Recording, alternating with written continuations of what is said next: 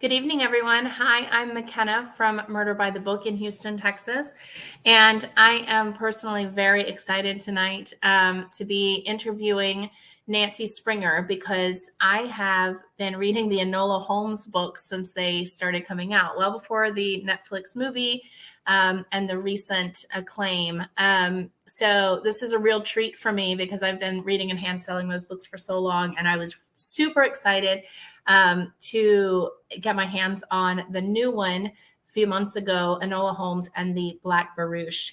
A couple upcoming events that I do want to mention just because I think there might be some crossover audience here. We do have a ticketed event with Anne Cleves next Tuesday. It is for the second book in the Matthew Venn series, and we have signed copies available. The event's going to be actually a pre-recorded event that was a YouTube, not YouTube, UK exclusive, but she's going to be joining us for a live Q&A after it. So if you're a fan of British mysteries, you might want to check that out. Like I said, that's next Tuesday. As always, we have a lot of virtual events happening. All of our in-store events have been converted to virtual at this point. So if you were planning on coming to see Lisa Jewell, for example, she'll be next Wednesday virtually at 7 o'clock. And there are lots more at murderbooks.com. Or all of our September events are listed on Facebook in our upcoming events calendar.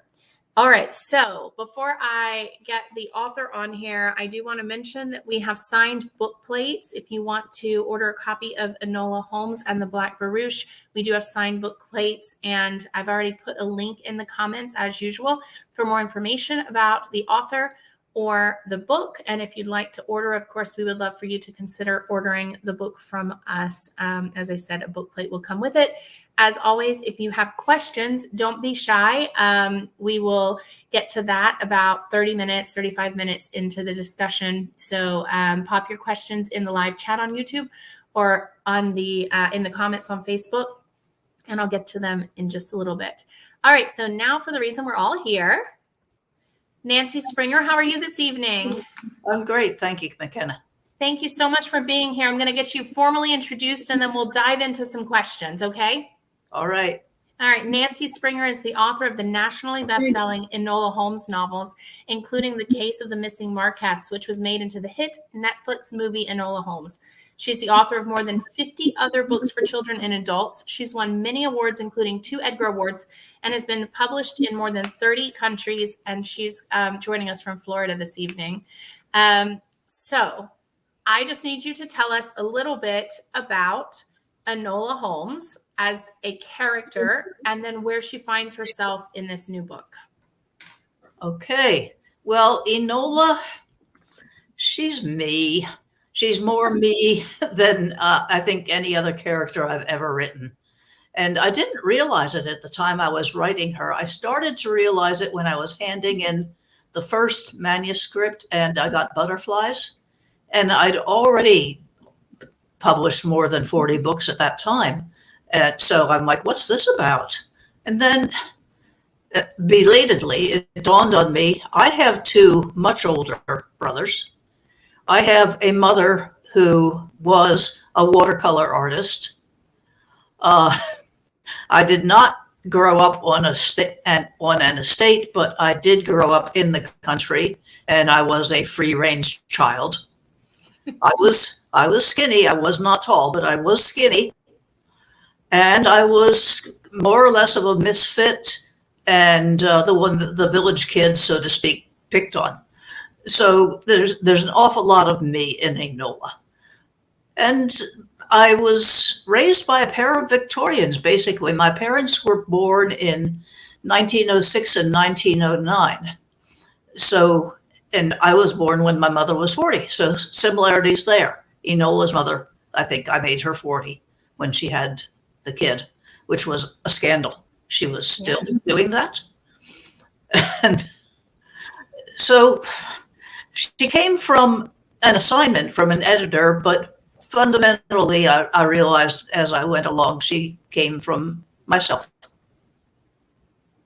Fair enough. And so um, you want to talk a little bit about what's happening in this book, what her investigation is? Well, this is after she's made up, so to speak, with Sherlock and Mycroft. Now, at first, they want to send her to boarding school, of course, and finish her and make her into a suitable young lady who does not wear trousers so much, and get her married off and settled, and the whole wife and mother routine. And I'm getting a lot of fan mail from people, mostly younger people, I think, who want me to marry her off to Tewkesbury, or who want me to settle her into a love match with somebody. And I'm sorry, but she just doesn't want to. That's fine. She's a girl after my own heart, too. I mean, she's only like 16. Yeah. Heaven's sake, let her alone. I mean, my mother didn't marry till she was like 33. There is life before her. Let her alone, guys. And of course, I've veered off the rails. What was your question? Well, just a little bit about the adventure in this one, her investigation. Yeah, what she's doing now. So she's living at the Professional Women's Club, which is entirely imaginary and is the safest place in London for her. Around that time in real history, there were professional women's tea houses and places where professional women could meet. And for the first time, there were actually women's lavatories, though they cost a penny to get into so that we wouldn't have common people using them so much. But so she's on her own, and she's one of a relatively few women on her own at that time in history in London. And she's trying to forge closer bonds with her brothers. But, Mycroft is very set in his ways. And Sherlock also has his problems. He has those occasional melancholy fits. So the book starts off with one of those, with Enola being called in by Dr. Watson to please try to do something about her brother. And a client wanders in, and Enola ends up undertaking the client until she finally manages to rouse Sherlock from his grump. And after that, I had such fun. I'll just say I had such fun, especially with the horse named Jezebel. Yeah. So I read the book, like I said, and I loved it. I was wondering, so have you always had obviously you said Enola is you, but have you always had a love of the Sherlockian canon and this time period? What made you choose to dive into their world? Pretty near always. My mother had a tremendous library. I guess I don't know where the books came from because there were no bookstores, but somehow my parents had accumulated a great library of books. And it included a 10-volume set of the complete Conan Doyle. And I had read all of the Sherlock stories by the time I was 10 or 12 years old. Actually, I had read and reread them so often that I was upset because there were no more. So the canon was inside me. I had to do no research there. As far as writing historical fiction is concerned, that was an idea of the editor I had at the time, a very good editor. He called me up out of the blue and said that he wanted something set in deepest, darkest London at the time of Jack the Ripper. And I wasn't really keen about the idea, but he, as I said, he was a good editor, and he had a certain knack for predicting markets. So I thought about it. I had done something Arthurian for him. That my mom had a lot of King Arthur books. My mom had a lot of Robin Hood books. I had done a Robin Hood-based series for him, Robin Hood's daughter, Rowan Hood. And along those lines, I thought, who lived in deepest, darkest London besides Jack the Ripper at around that time that I could empathize with, sympathize with, and build off of? And of course, the answer was Sherlock. At first, I considered giving him a daughter. I immediately discarded that idea. I could not conceive of his having a daughter. I could not conceive Frankly, I could not conceive of his ever having had any fun in that direction. So you went the sister route. Yes. Yes. Well, I think it worked out well for you. How have you been received within the Baker Street regulars community? Very, very well. Um, I, I've been pleased to have nobody criticizing me for having taken this rather bold step. I've been honored to be just pretty much accepted. I don't remember anybody getting on my case about taking advantage of poor old Conan Doyle or anything like that. Even though I really did take advantage of Sherlock's one weakness, which was that he didn't realize what women were up to and how much they were maneuvering around him as a male. Yeah. Yeah. It's so funny. There's so many moments in the book where in this series where she might be in disguise or something, and you have fun with the fact that like she's tricking him too. Like, and when he catches on, those are always funny. I always like those moments. So it sounds like she kind of sprang to your head fully formed as a character. Yeah, And it wasn't until after that you realized you brought so much of yourself to it. She did pretty much spring to life fully formed. As soon as I decided it was going to be his kid sister, I knew that her name was Enola immediately. And that name had been on my mind for some years because I was raised and I have lived largely in Pennsylvania and along the Susquehanna River up there, which is, by the way, the world's largest totally unnavigable river. It's enormously wide and about 3 feet deep. Whatever. I could wade across it. Anyway, there is a railroad town up there called Enola. And when I came to live in that area, I was curious about the name, and I heard some local history that it was named after the founder's mother. I think it was mother, and that Enola was a Victorian name. Oscar Wilde's sister was named Isola, which is the isolated one. There were women named Perdita, the lost one. Dolores was a common name, and that means the sad one. Right. So weirdness, Victorian weirdness at its very best. But Enola, what is it? Alone backwards, right? Correct. Yeah.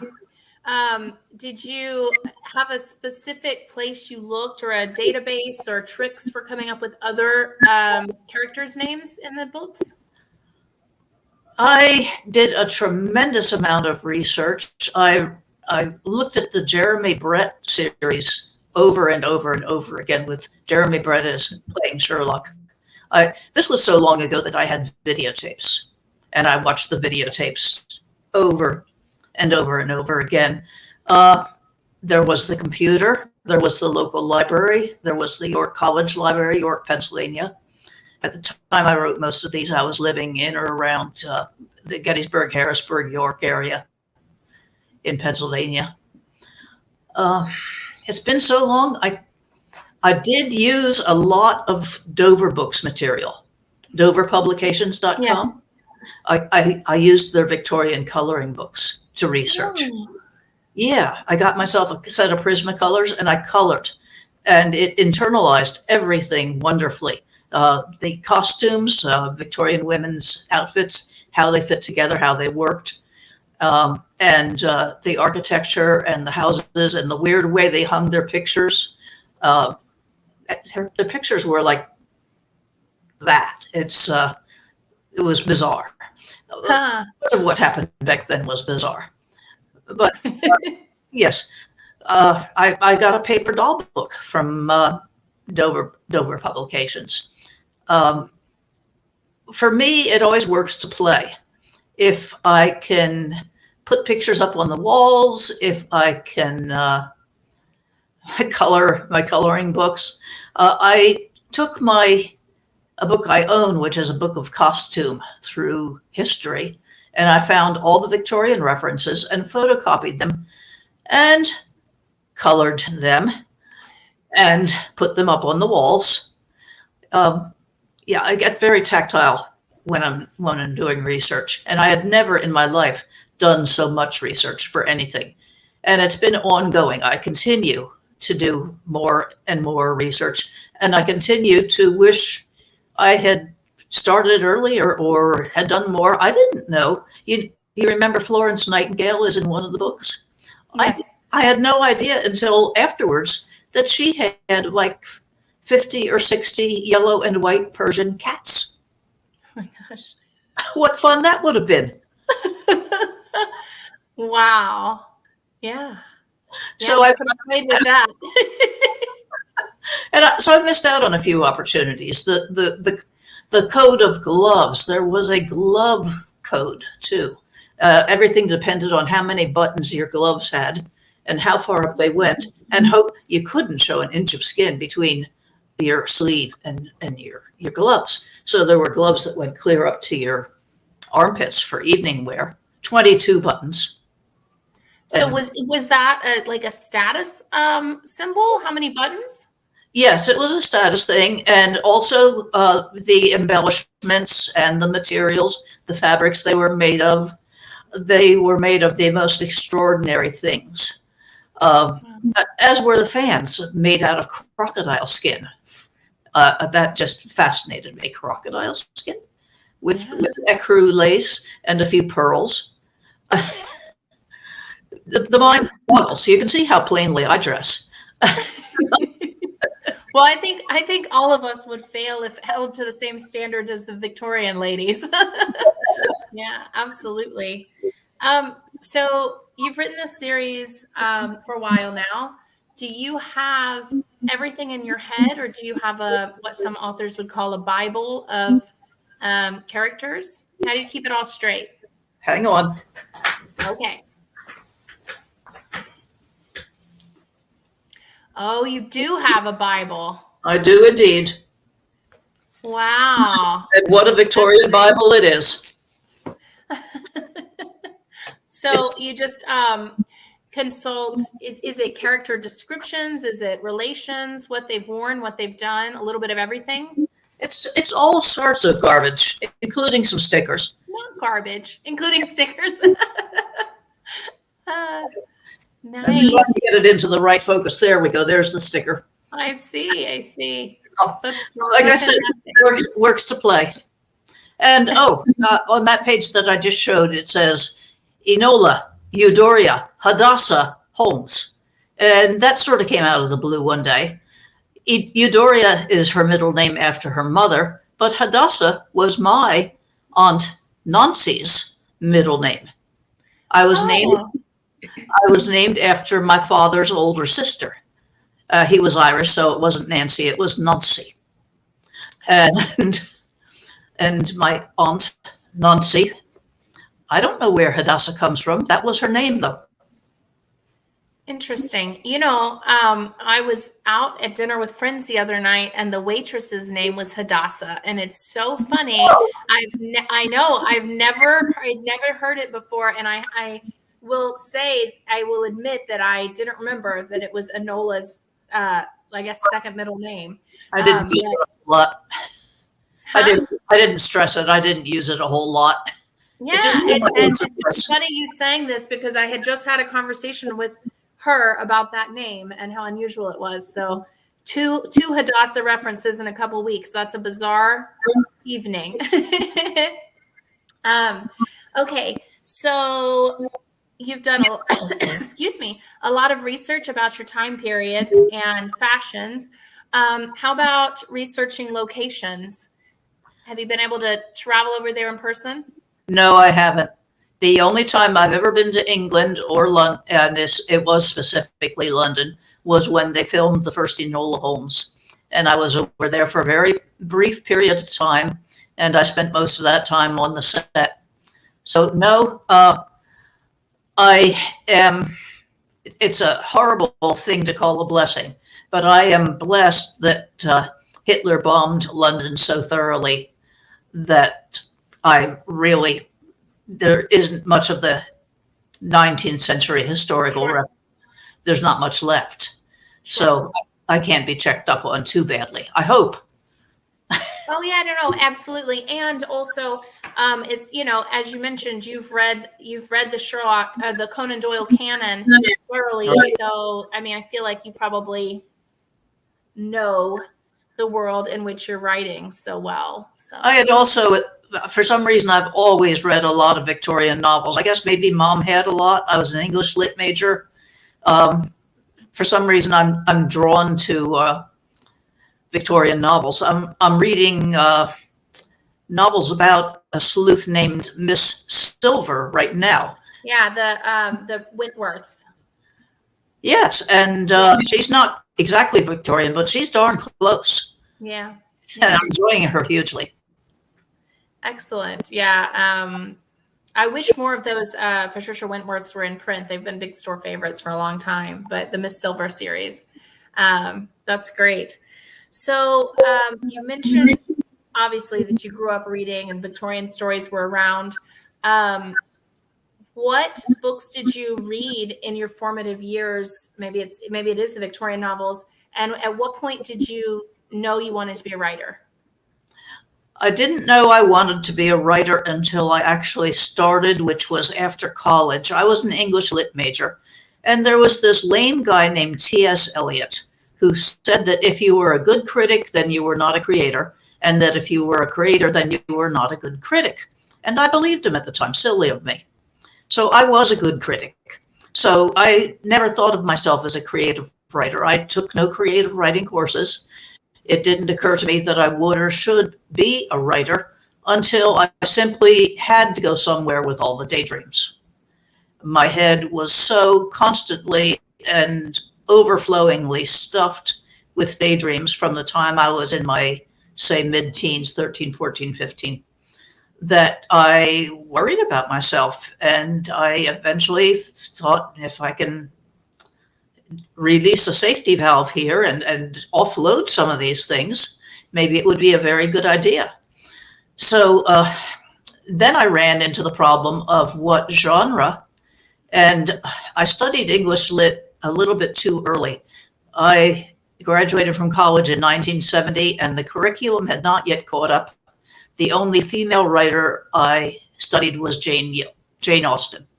Mm-hmm. And I was not interested in writing a romance, thank you. Mm-hmm. And so I had no role model. I had no sense of where I fit in or if I would ever fit in. And I ended up emulating Tolkien, who was a huge favorite at that time, and writing fantasy. I started out with 10 or 12 fantasy novels in a row. And they were all published amazingly. It's not fairly recently that I've written mystery at all. I think it was back in the 1990s I got those Edgars, and those books I did not realize were mystery. That happens. It happens more than you would think. People get nominated for an Edgar and they don't realize they went into them writing a mystery. But you certainly can't deny that the Enola Holmes books are mysteries. Right. But I avoided the red herrings thing, and I avoided the corpses as much as I could. I wanted it to be about missing persons, not dead people. Yes. Yeah, absolutely. So that leads into a question that we have from the audience. I'm going to just take it because it's a perfect segue. So the question is essentially, are you a plotter or a pantser? But how difficult is it to be a pantser with mystery books? I am and always have been a pantser, and it is really complicated. And with the Enola Holmes books especially, they were a brand new experience for me because each one has 3 plots. I had to braid together 3 plots. The plot about Enola looking for her mom, the plot about Enola eluding Sherlock and Mycroft, and the plot about, oh, by the way, there's a person missing. Yep. And I don't know how I did it. I honestly don't. But every time I researched something, a weirder idea would come out at me somehow. I mean, that era in history was just so honest to gosh bizarre. Yeah. that every time I did any research in regard to what I was trying to write, it kind of solved itself for me through the research. So Yeah. I'm a researching pantser. Fair enough. So, what is your daily routine like for writing? And have you been really affected very much by the pandemic? Have you been able to write and read and stay on track with your plans? Yeah, the pandemic affected me less than it would have affected most people. I've been supporting my family by my writing all these years. I mean, like 40 years, whatever. And when my kids got to the point where they were going to school, which was many years ago, we're talking, let's see, Jonathan was born in 74 and Nora was born in 78. So we're talking since the 1980s. I would simply hug the bed until everybody left the house, and then I would go straight to my office, and I was unavailable. I could not bring the forgotten lunch money. I wasn't dressed. I wasn't bathed or anything. I wasn't available. And that's pretty much been my pattern. I simply get up, grab a banana. I don't drink coffee. I'm sorry to disappoint a lot of you, but I don't. I drink Diet Coke or Pepsi. And grab that and go write.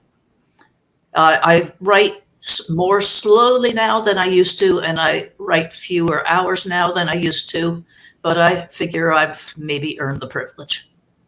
I think so. So I already asked you about this pre-show, but can we expect another Enola Holmes in the works? It's been sent along to my good editor, Keith, and I've called it Enola Holmes and the Right-Handed Rescue, which refers back to the left-handed lady. And yes, it is Lady Cecily in trouble again, still with her doofus-minded father, not being able to let go of the parental control. And yes, that one's, I won't say much about it, of course, and we'll just have to see whether Keith likes it. Really. Excellent. Well, I can't wait to read it. And like I said, I have an inside access to that. So I'm going to be knocking on his door looking for it. Oh, okay. You tell him. I will tell him that I'm ready to read it. Okay. Well, I would be remiss if I didn't ask about your involvement in the movie. And you already said you got to be on set. I am definitely a Henry Cavill fan. So I'm jealous that you got to be involved with that handsome actor. But can you just tell us a little bit about the whole movie process and what we should expect on that front coming up? Very early on, like when I was still a baby writer, when I was still in my 30s, I asked my then editor, who was David Hartwell, how do movies happen? Mama, Dad, how do movies happen? And he said, it's purely, sheerly luck. Maybe some Arabian oil-rich person takes a fancy to your book, and then you get a movie, my child. And that was pretty much, I mean, I've had lots of options to various books over the years, but this was a whole different thing. This was Paige Brown reading the Enola books and handing them to Millie Bobby Brown, her younger sister, and saying, you ought to read this. And Millie Bobby Brown saying, at the age of 12, 13, whatever she was, ripe old age, and her saying, we got to make a movie. And she was the producer. It was a remark. I'm not to interrupt you, but I remember when it was announced on Deadline or whatever, and she had just been in Stranger Things, and I thought, oh my goodness, could this be more perfect? Oh my goodness. Yes. Yeah. And the fact that like she had the funds to say, I want to do this and we're going to do it. Like, yes. Amazing. She had the clout. Yeah. And it was very, very well done. I must admit, I'm not a happy movie watcher. Movies scare me. I'm one of those sensitive souls. I cringe and shiver. And I can't stand the nasty parts. And yep. I retreat. I'm much more at home with books. I don't do television well or movies well, but this movie, by golly, I like. Great. You should. It's delightful. It is. It's simply delightful. It's so fun what they did with it. I have a few complaints, but I won't air them. Fair enough. Do you know where they're making another one? Uh, it's on my computer somewhere, but I wouldn't know how. I think it's somewhere in Yorkshire. But they're making another one. Filming starts in late September. So wonderful. Yeah. That's great. That's great.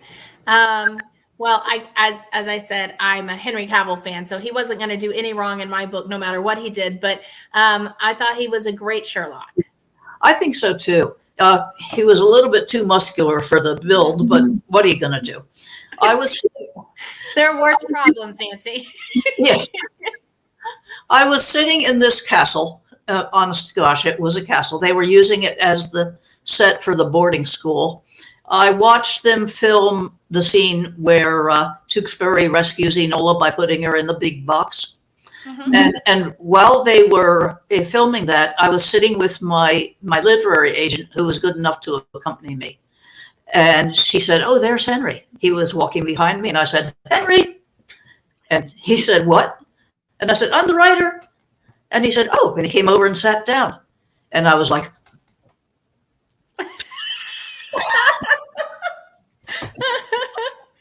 oh my gosh. Oh my gosh. Oh my God. I believe it.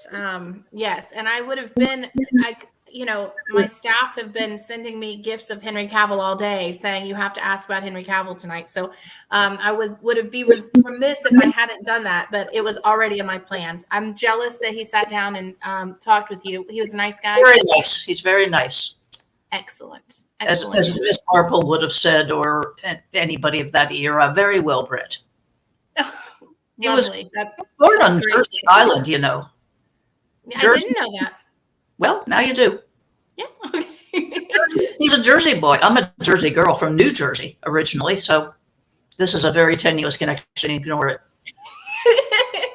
Well, you know what? I already got the great story, which is that he sat down next to you and he was delightful. That's all I need to know. That's wonderful. Okay, we're going to open it up to crowd questions now. So first up, we have from Melissa, what draws you to write for young adults? I think the answer to that is having been a rather unhappy young adult and trying to fix it. And several of my young adult novels have been based on situations in my adult life that upset me. Kids' books about, there's one called Blood Trail that was based on a murder I actually experienced remotely. It was in the area where I lived. And of course, I've already told you how Enola is kind of a much more energetic and talented reincarnation of myself. So yeah, trying to fix my own life, I think, really is why I write YA. And also, I just feel for that age group. I'm an advocate for those people, preteens and teenagers who fundamentally have no power, all the yearning, but no power to fulfill anything yet. They're still in the longing to be grown up phase of their lives. Right. When you're writing, do you approach, because you've written adult fiction as well, do you have a different approach to it, whether it's vocabulary or shorter chapters, or do you just kind of write the books? My approach has always been to just get myself inside the character, walk in the shoes of the character, be inside the character, looking out of their eyes and thinking their thoughts. And if I make that character be, say, a 10-year-old, then the vocabulary level will adjust. I don't have to think about it. And if I make that character be a middle-aged woman, then everything will adjust very well indeed. And I don't have to think about it. The chapters,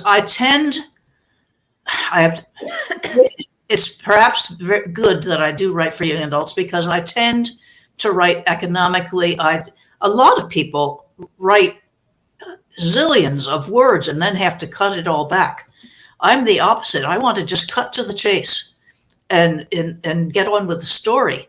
So I'm currently writing an Enola Holmes novel that may or may not ever see print. and I'm close to the end of it, and it's just barely 34,000 words. Mm-hmm. So I will have to develop it. Yeah. So that might be part of why I write young adult. I just like to tell the story and not get too sophisticated about it. Well, I mean, we all. I mean, what did Elmore Leonard say? Cut out everything that the reader's going to skip anyway. So, But sounds like your methodology. It also sounds like just the the plan to write for YA is a little organic in nature, which may be why it works out so well. So here we go. Here's another question. Excluding Conan Doyle and Sherlock, what writer and what fictional character would you like to meet? Any genre, any time period. now that's a question that takes some thought. That should have been, I could think all week about that one. But what immediately came to mind, and I have no idea why, is Chaucer. Don't ask me. Maybe I did have a really wonderful Chaucer professor in college who did read aloud in the early English, oldish English, I call it. When that of really with the shoot, the drought of March hath pierced into the root and drenched every flower in sweet swilly cooler. Like that. Yeah, wow. And fictional character? I'd have to go to Ireland. My father's was so Irish. He's been dead many years now, and I'd have to go for a leprechaun, I think. Perfect. That's great. That's why I love questions on this line because you always get such great answers. Pot of gold. I've already found the pot of gold, but I'd like the leprechaun. Excellent. Let's see. So we have a question about the cover art on the books. Essentially, it's a long question, so if I put it on the screen, it's going to block our faces. So I'm just going to summarize it. Did you have any say in the cover art, both with the Victorian look paperbacks and the new ones, or is that kind of up to the publishers? It's pretty much up to the publishers, though the original hardcovers, which the questioner didn't mention, I did have some input on those. My editor would ask me to comment on sketches, and I did, and the sketches improved thereafter. A common thing I'm finding with illustrators is that nobody remembers that the Victorians did not have pullovers. They did not have stretch fabric. And thinking back to the hardcover of the Bizarre Bouquet, originally she's up there hanging to that wall in basically a sweater. Yeah. And the guy just put 3 big buttons on it. And that made it Victorian enough, I guess. I love the paperback covers, the jewel tone covers. No, I had no input into those, but they are brilliant, and I love them dearly. Yeah, I do too. Yeah, and the Enola Holmes and the Black Barouche cover, I had some input. I kept on saying, that I kept on asking them to make her have more like Sherlock. Really, Enola had a big nose. Mm-hmm. She really did, but they wouldn't, and I don't blame them. All right. Well, I do think the new hardcover cover is beautiful too. So different. Yes, it is. But different publisher, different treatment. And I also think that, they wanted this book to have even like more crossover adult. I mean, it was published as adult rather than exclusively YA because there's so many adult readers at this point on the series, myself included. So, yeah. Okay, another long question that I'm just going to read. As Enola outwits Sherlock for the first 6 novels and wins his respect, he goes from being her antagonist to being her mentor and partner in the Black Barouche. Did you plan that arc from the outset, or did the characters choose their own path as their stories developed? And then another portion, what makes Enola such a good role model for young readers in this historical moment we're in right now? So if you want to talk about maybe planning that arc, and then we'll address Enola as a role model. I was going to say, McKenna, you memorize the second half, and I'll go for the first half. Yeah, and I'm here to repeat as needed. Okay. It's interesting. Once I had settled on giving Sherlock Holmes a kid sister, and once I had done the masses and hours and days and years of research that went into having a kid sister, I intended to write 20, 30, as many books as I possibly could. Remember, I was a make a living, support the family writer, and I had done all this research, and it just made economic sense for me to want to milk it for all it was worth. Right. Enola flatly refused. She wanted the character arc. She wanted to get closer to her brothers. She wanted to bridge the gap between her and her brothers. She wanted to resolve the issues. She wanted to resolve what was going on with her mother. And she refused. She just simply refused to cooperate with me. And she would not start from zero in each book. She refused. So that's how that happened. I ended up with 6 books, 6 very good books, but much fewer than I intended. Yeah. And then what do you think makes Enola such a good role model for young readers in the moment in which we're living? Oh gosh, we've got to think on our feet in this day and age, and I guess that kind of sums it up. She is thoughtful. She's logical minded. She has emotions and impulses, and she acknowledges them, but she doesn't usually make too many mistakes. And it's a crazy, dangerous. Of course, it was a crazy, dangerous world in that time period too. That was a time period that the novel I'm currently writing about her deals with rabies. If you met up with a mad dog, you had to do something. Yeah. Or you were doomed. Yeah. Yeah, this was, and the most astonishing things did happen to Victorian women and children, and to Victorian men for that matter. And they really had to be smart. Yeah. Be smart and be sharp. As do we all still today. Just different perils. Yeah, different perils. Yeah. I had another question and it just left my brain.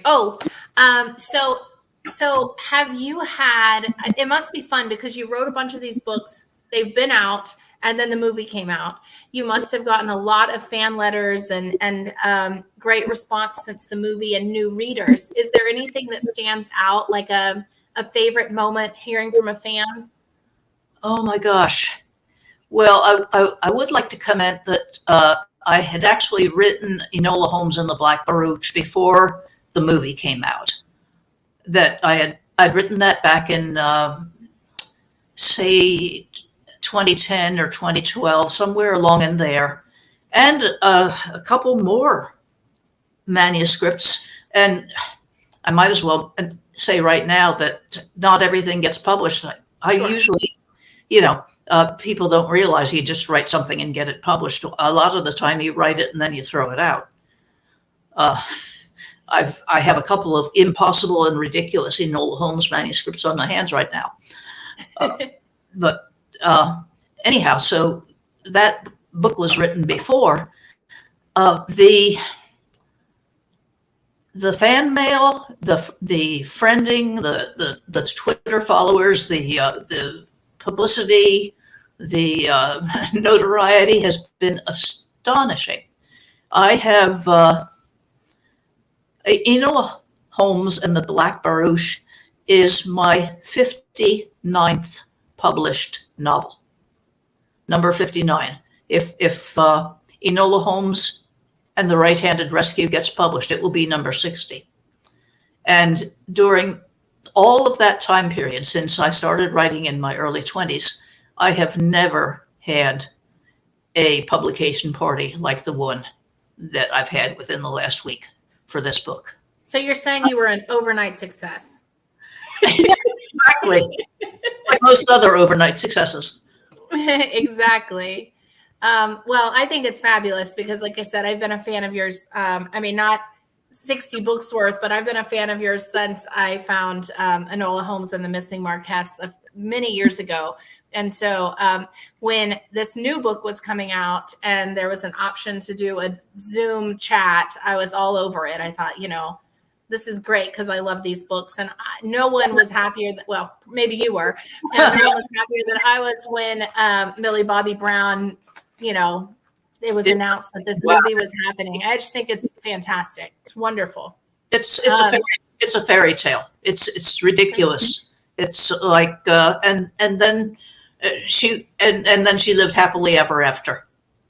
Yeah. Until she didn't. Yeah. Well, on the fairy tale note, I'm going to say that we've had a lovely chat and wrap this up. But all the audience questions are covered. I think all we have to do now is wait for another Enola Holmes to come out, and I'm certainly looking forward to that. Nancy, thank you so much. I want to mention again that we have signed book plates for Enola Holmes and the Black Barouche. The link is in the comments. Thanks to everyone who watched and asked questions. It's always nice to have a good audience for these events, and we did tonight. So all best to you, Nancy. Thank you again for joining us this evening. Thank you, McKenna. Bye. Live long and prosper. You too. Bye.